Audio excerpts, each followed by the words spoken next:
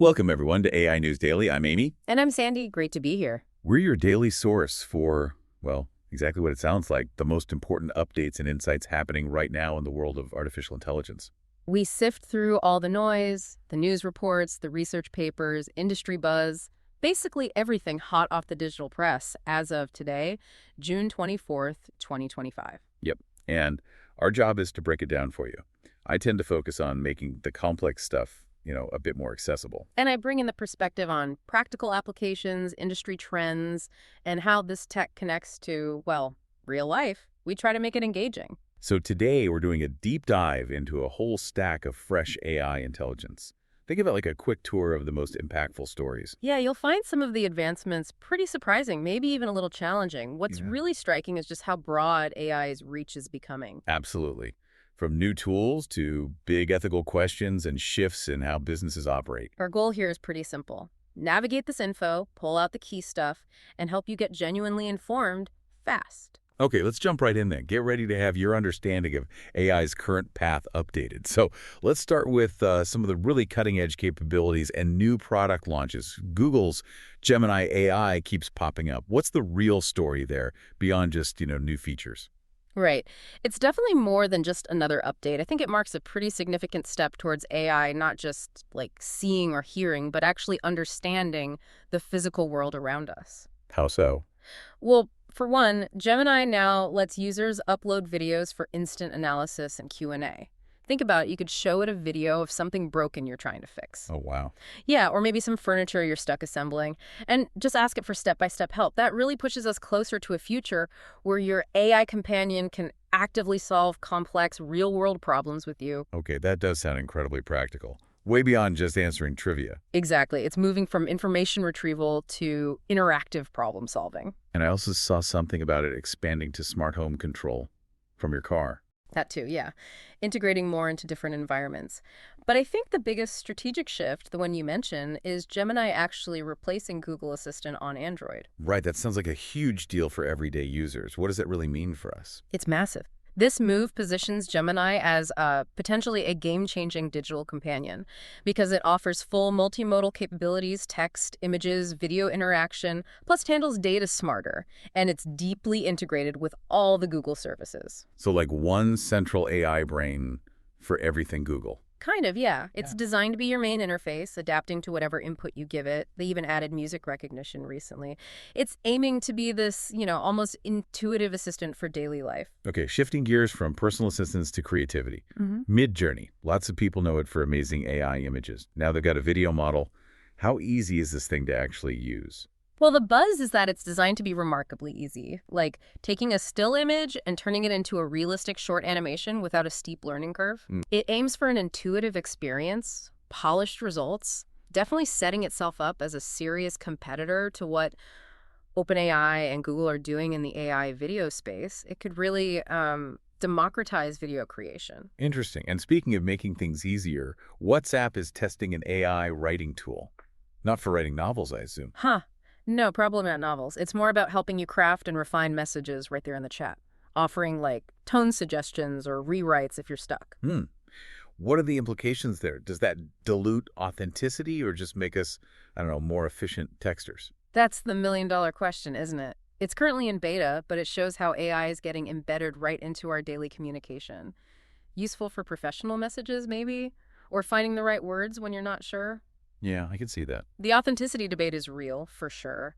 But for many, it might just be about reducing friction, expressing themselves more clearly. Maybe especially helpful for non-native speakers or in tricky social situations. And then there was a viral AI ad for Kelce during the NBA Finals. That seemed to catch a lot of attention. What's the takeaway for businesses from that? Oh yeah, the Kelce ad.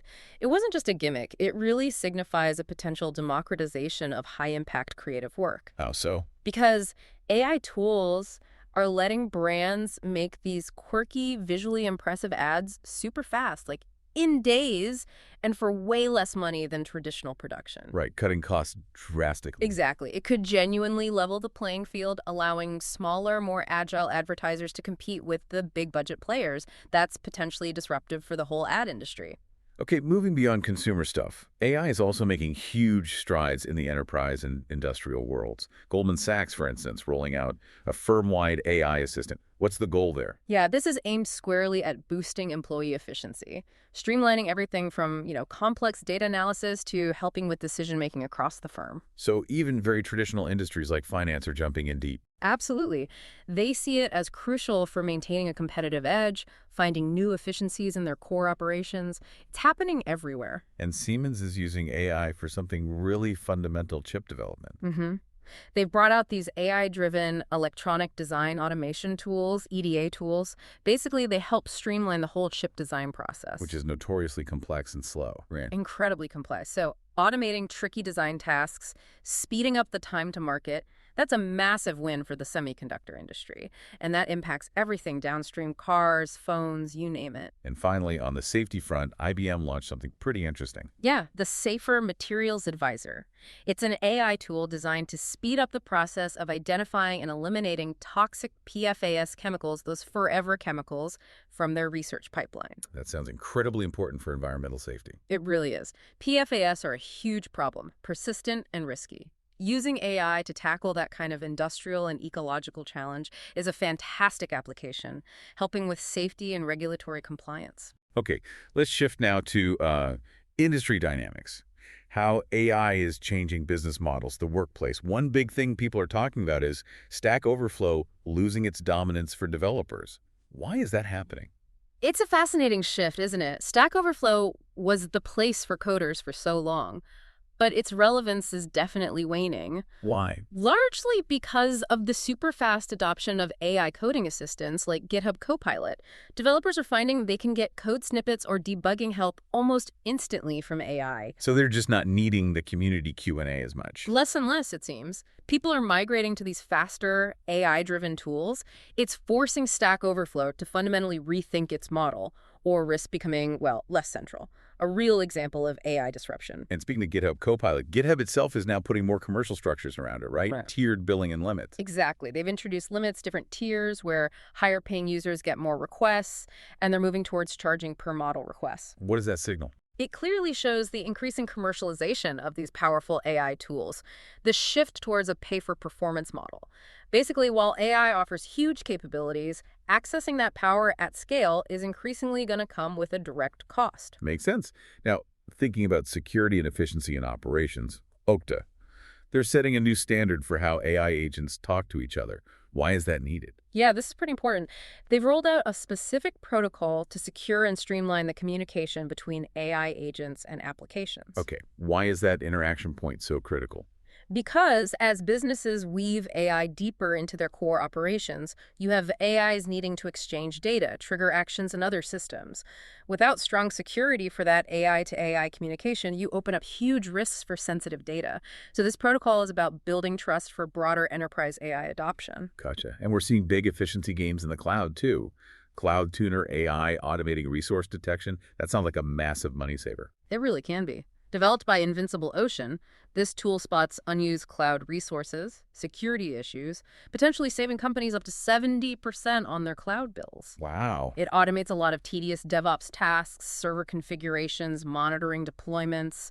But of course, while it boosts efficiency, it raises questions about jobs. Exactly. It sparks that ongoing debate about automation's impact on tech roles, as tasks that humans used to do become handled by AI.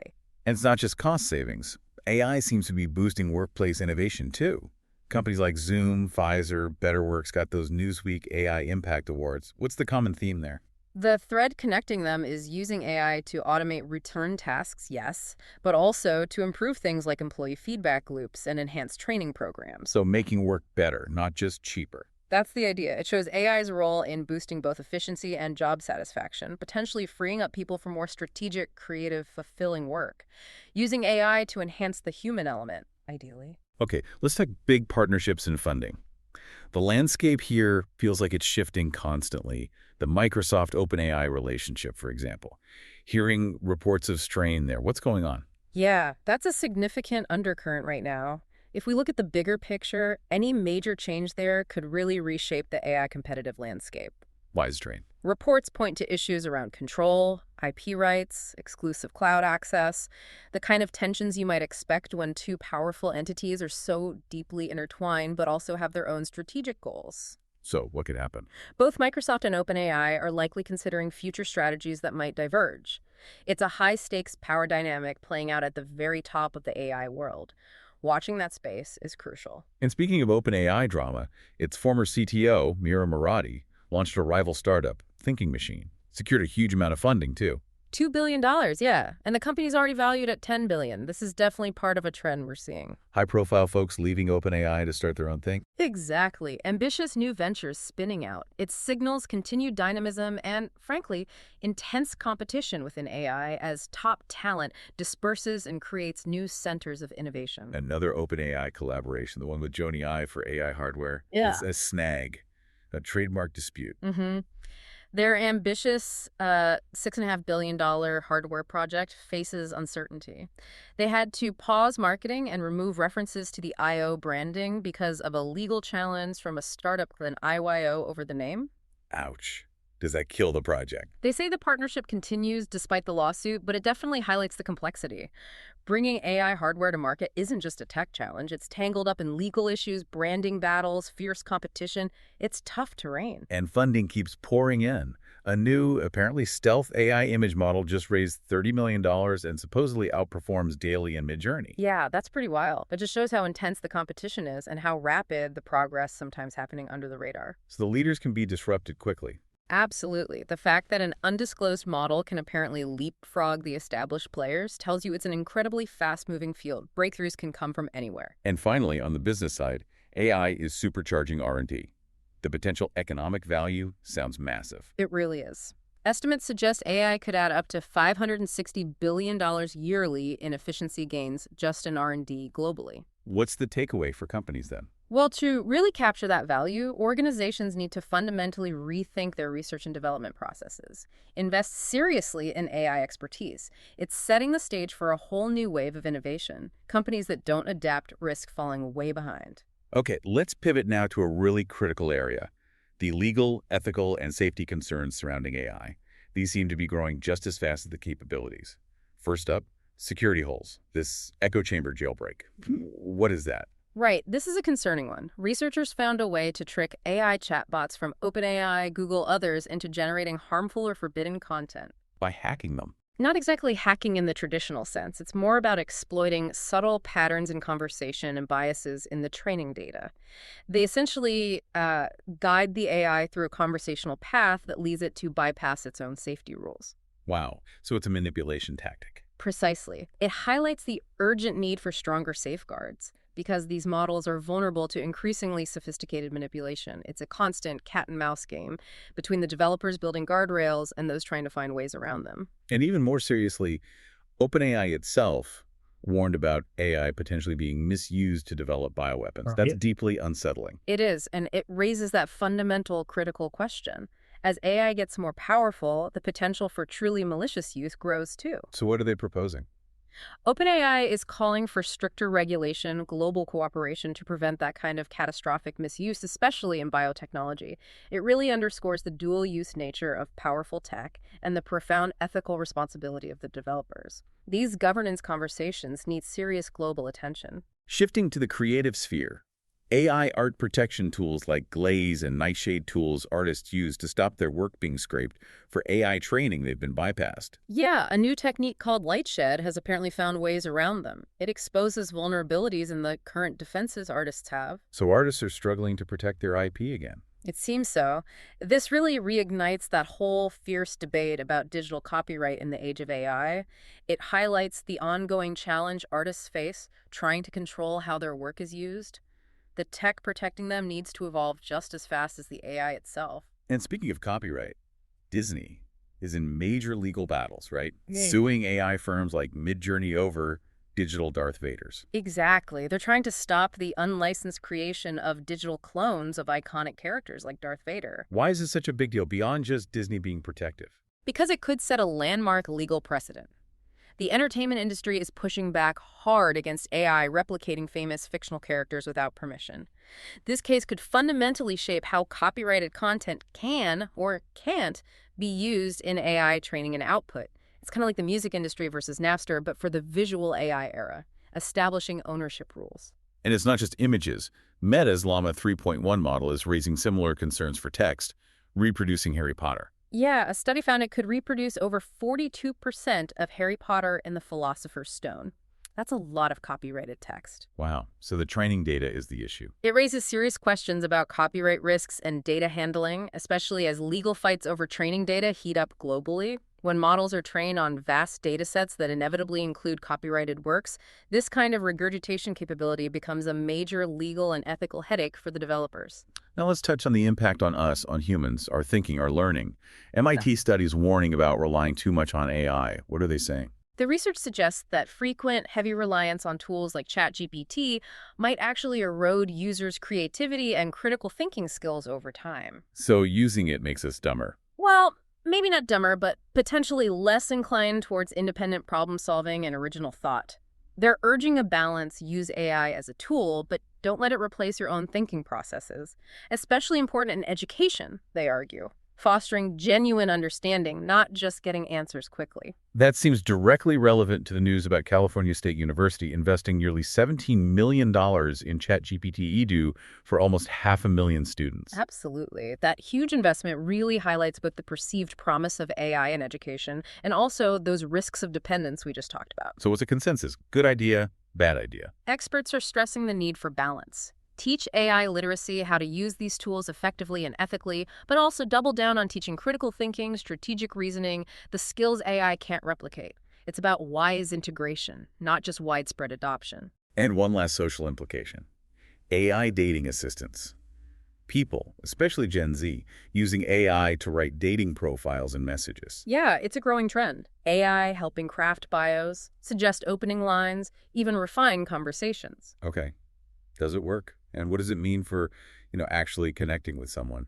Well, it can certainly make interactions seem more effective, maybe help people overcome shyness or writer's block online, but it definitely fuels that debate about authenticity and trust. Right. If an AI wrote the witty message, who are you actually connecting with? Exactly. How genuine is that connection?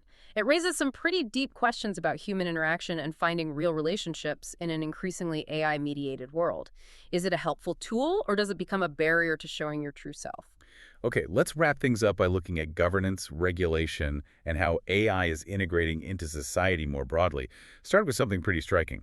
Tech leaders joining a U.S. Army Reserve unit. Yeah, this is fascinating. Execs from Meta, OpenAI, Palantir, actually enlisting in a specialized unit focused on bringing private sector innovation in AI and data analysis into the military. What does that signify? It shows a deepening collaboration between big tech and national defense, a clear recognition of AI's strategic importance for security, and a deliberate effort to bridge the gap between cutting-edge civilian tech and military needs. And on the global stage, the G7 nations announced a big plan for AI and quantum tech. At their recent summit, they launched a global initiative for responsible advancement in these areas. Includes a GovAI Grand Challenge to promote AI use in government, plus support for startups, talent, and importantly, secure and energy-efficient development. So a coordinated effort by major economies. Yes, a clear sign they want to collectively shape AI's future towards responsible innovation, not just let it run wild. The UK is also doing something specific with its AI airlock program for healthcare. Right, they received more funding for that. The AI airlock is essentially a controlled, safe environment, a sandbox, to test promising AI healthcare technologies before they're widely deployed. Why is that necessary? Because in sensitive areas like health, the stakes are incredibly high.